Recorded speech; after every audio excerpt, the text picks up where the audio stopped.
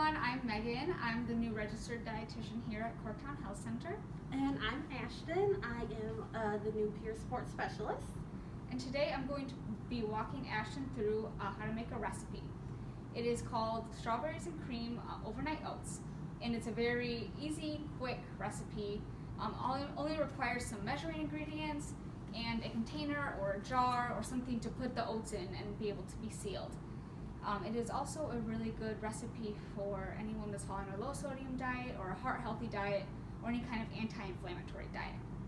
So overnight oats are great because they're really quick and you can leave them in the fridge overnight when you don't have a lot of time the next day. Like in the morning before work or for a snack. So you prepare everything the night before, just set it in the fridge, and that is it.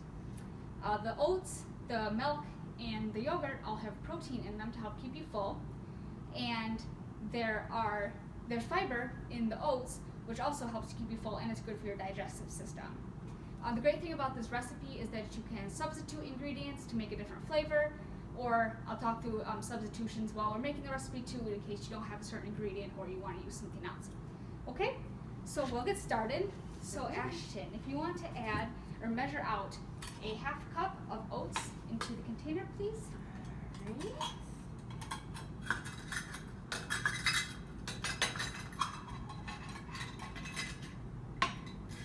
So I know there are quick cooking oats, but those aren't as appropriate as the old-fashioned oats because they don't hold up quite as well when you're leaving them overnight to soak up the ingredients. So if you have overnight oats, that's ideal.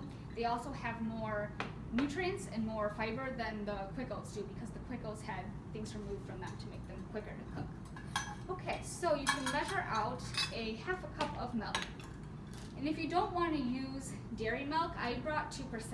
That's just because it's a nice middle ground. You can use 1%, you can use fat-free, whatever you prefer. And if you want to use almond milk, soy milk, whatever alternative, that's fine too. It won't change the recipe. So if you prefer a different type of milk, that'll work as well. So she'll be adding milk to the oats. Very simple. You don't even have to mix anything until the end because it can just all be mixed together. And then you can do a tablespoon of jam. If you want a little bit more flavor, you can add 2 tablespoons as well. It's kind of what you prefer. And you can also use whole fruit, like whole strawberries, fresh or frozen. The great thing about this recipe also is that everything here can be found at a gas station or like a really small store that doesn't have a lot of ingredients. So oftentimes there'll only be jam or jelly at one of those stores that don't have a lot of different types of whole produce. So that's why I use it in this recipe, so that it's something that's a little bit easier to be found than maybe whole fruits or frozen fruits. Okay, alrighty. So then she's going to add a 1/4 cup of the yogurt. And the yogurt, like I mentioned at the beginning, is great because it has a lot of protein in it, which will help keep you full and give you the nutrients you need throughout the day to meet your needs. And she's using a vanilla yogurt here. That does have a little bit of sugar, so if you wanted to use a sugar-free yogurt that's unflavored, that would be fine as well. Or if you wanted to use another flavored yogurt, like strawberry flavored yogurt, that would work too. Again, like with the milk, any kind of alternatives, if you don't want to use a dairy kind of yogurt, that would work fine as well too. So it doesn't have to just be any kind of dairy products. And then we will be adding a tablespoon of chocolate chips. These just add a little bit of sweetness, and if you don't want to add the chocolate chips, you don't have to. You could add a different kind, like dried cherries or something like that to give it some more sweetness, or just a little something else to add to it.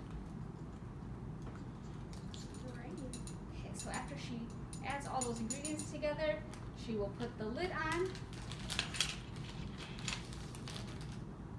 And if you have a jar, it's the same thing. You just put the lid on, any kind of container, and then she's gonna shake it up just so the things are mixed together. And you can also use a spoon or something. This is just a quick way if you don't want to dirty any more utensils. This works well too. So if you're just making sure it's mixed together well, it's not going to make or break the recipe if certain things aren't completely mixed. And then all she's going to do is put it in the fridge and leave it there overnight. Then the next day when she wants to eat the recipe, she just needs a spoon and you can even take it to go.